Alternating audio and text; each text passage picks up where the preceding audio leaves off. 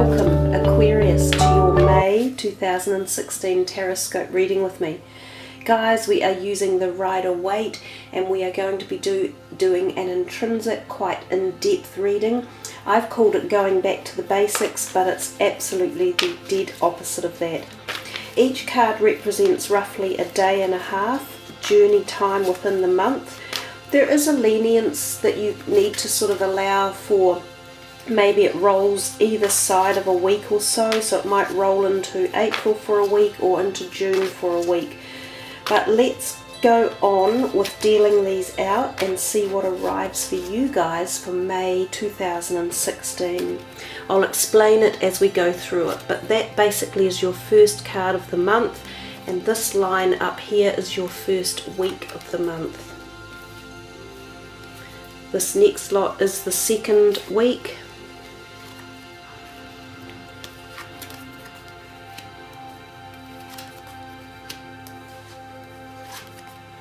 Don't worry if we're not in focus fully yet, I will organise that as we move through.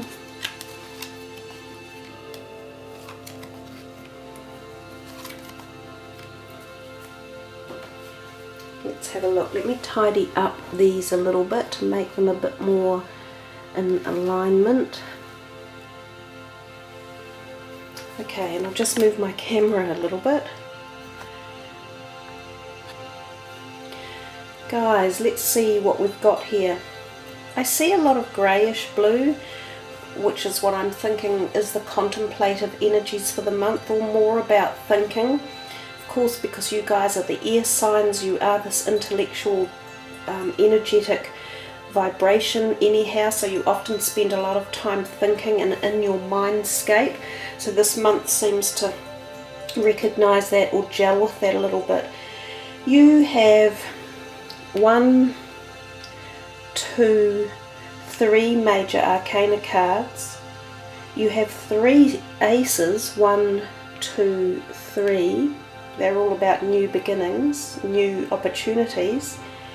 You have quite a few of your own sword energies. 1, 2, 3, 4. And you have court cards. You have 1, 2, 3, 3. So the month might be more about your own thoughts and contemplation and the who you are and your directions in life than about a great big circle of people. But let's start at the very top left of the reading. The first card up there is the Queen of Cups. Now she is a water sign energy person. She can be quite emotionally connected to you one way or another. So she could be a person you work with or within your family realm, or this could be someone new coming to you in terms of relationships. Now this could be romantic, it often is, or it could be just a new person who walks into your life who you gel with and who becomes some sort of acquaintance, either in the realm of emotional sidings or in some other perspective of relationship dynamics. She's a wonderful, gentle, caring, nurturing person. She's often quite good to listen to things that you want to talk about because they do connect at that emotional heart level. We come to the next card and we see here the 5 of Wands. Now this is an interesting card. It has a couple of main meanings, and for this reading I'm basically sticking to the primary reading or meanings for each card. I'm not going to delve too far off the line of what they were originally designed for in their tarot perspective, if you like. The 5 of Wands represents edginess and feeling as if there's a lot of argy-bargy energy going around, as if other people are putting in their 2 cents worth, and a wee bit annoying. It's like they won't go away and you feel as if you're defending yourself. So this can often be in the work area or in that creative part of your life. So even if you're not in the workforce, this could be something to do with your studies or whether or not you're trying to format directions in the life that you're headed, like learn something new or strategize something or put together something. There could just be this tension or argy-bargy energy going on. It's actually quite good because I think it makes us rethink situations. It makes us more determined to carry something through, or other people's input and ideas often add to the boiling pot of activity and action. The other thing that this card can resemble or mean is attraction your way. So there could be quite a few people who are interested in you in a relationship perspective.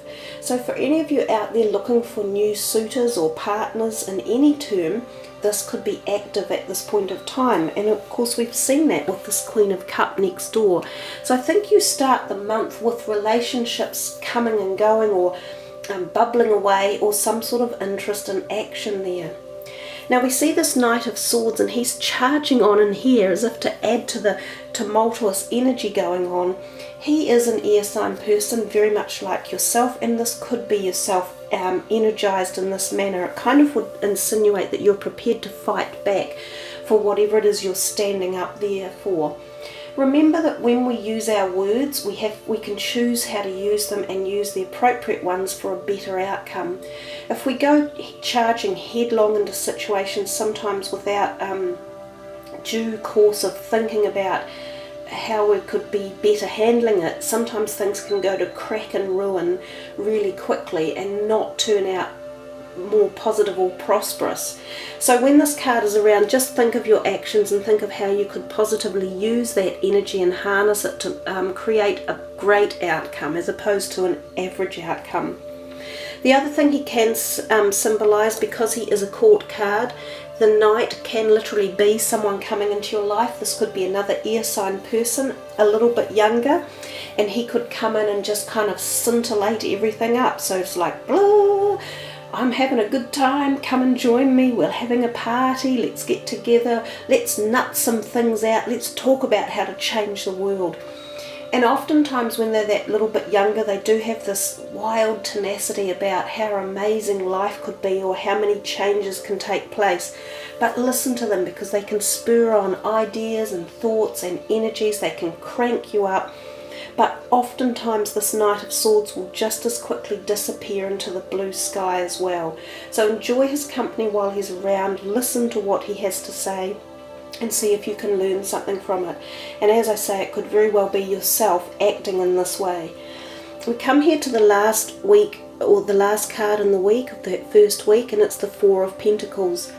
That card kind of insinuates that there might be a bit of worry around your finances one way or another, where you might be thinking, gosh, can I pay all my bills, or have I set aside enough money for this project or that, or are my investments at the moment shaky, you know, has gold or silver dipped, should I be buying property or putting it in the bank, or is my old age pension security safe? It's issues like that that card brings up. But what it often tells us is that we're thinking in the state of fear. We're holding on, we're gripping very tightly. You have actually got funds and they are dispersed into different places.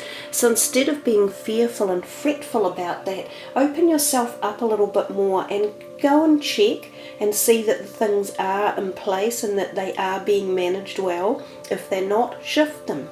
So instead of worrying and thinking, oh, doom and gloom, do something about it to make yourself feel better.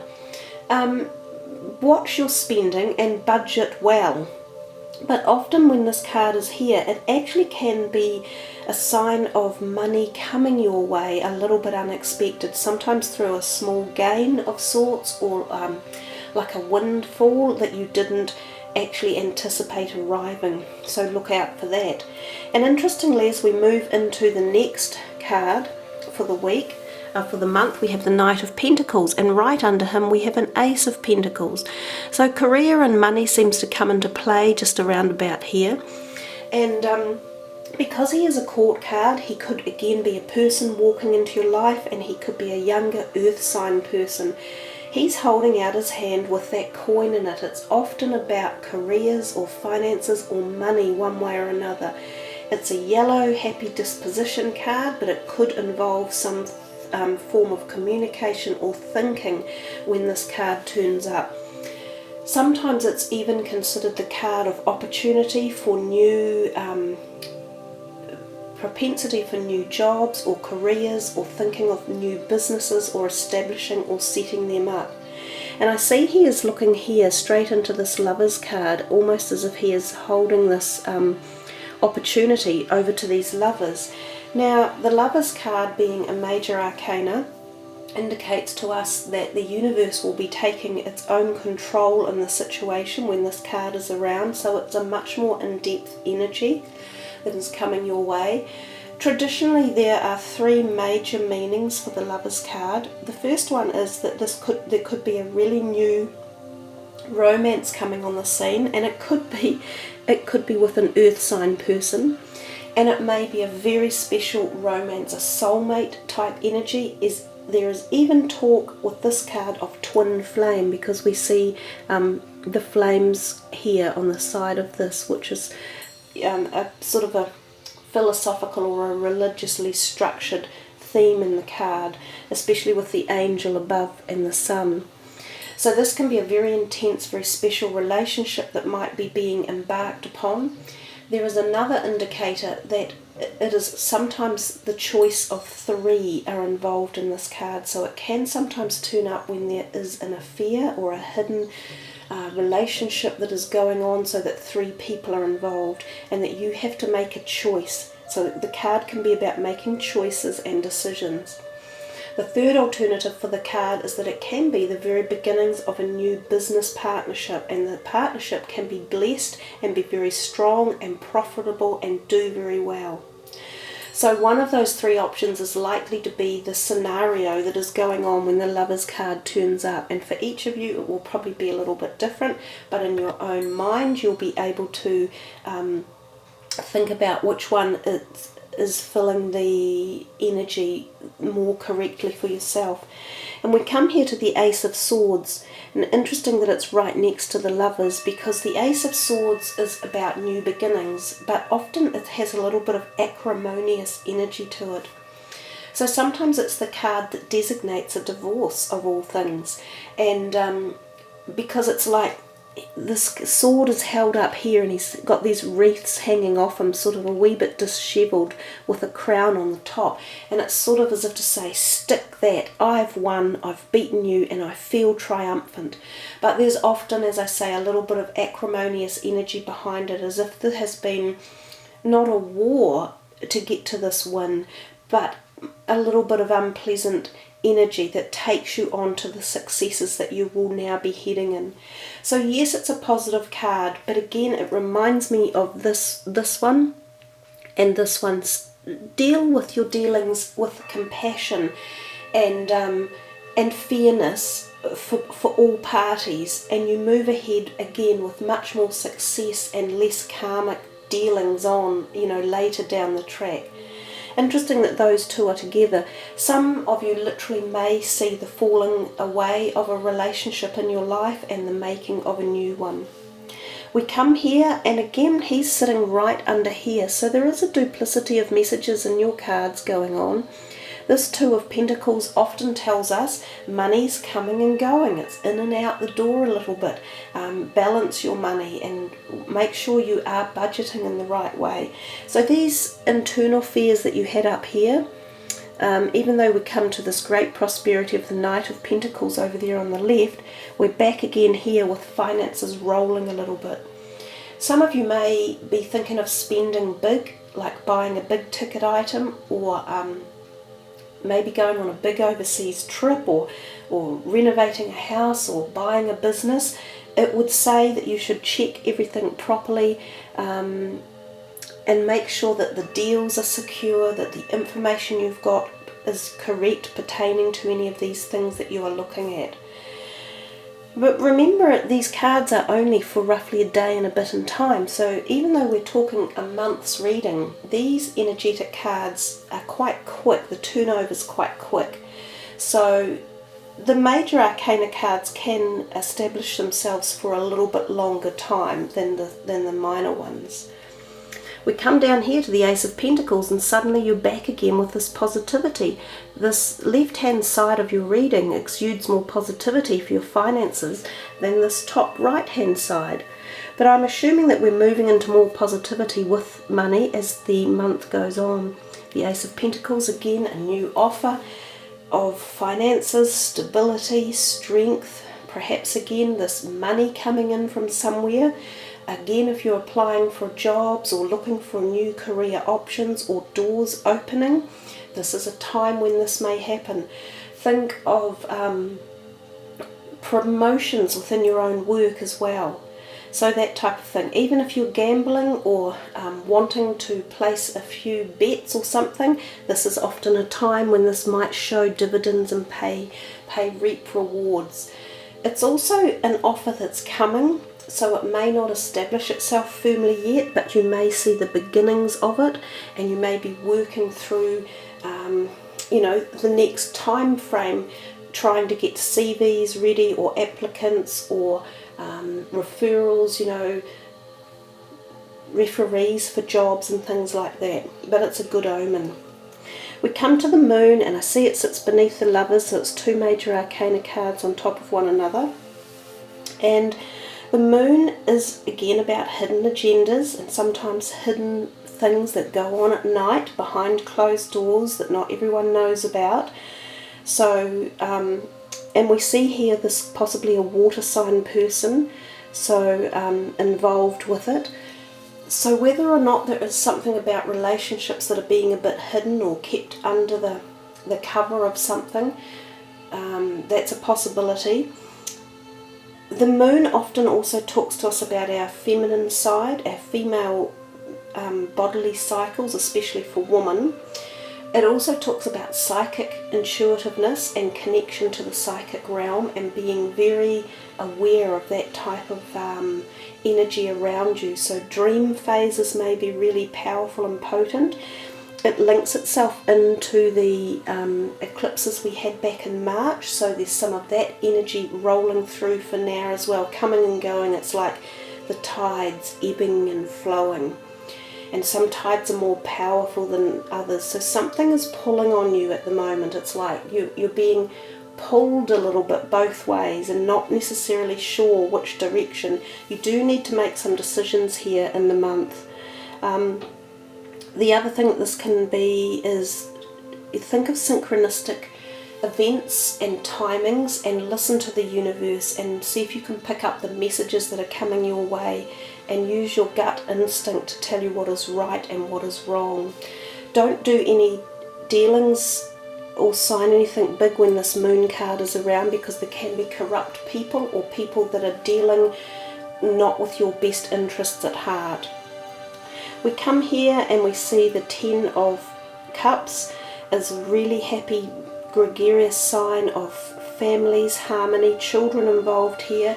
So feeling happy and loved and generous and warmth and secure and harmony, all the wonderful things in life that a lot of us really do seek to have around us.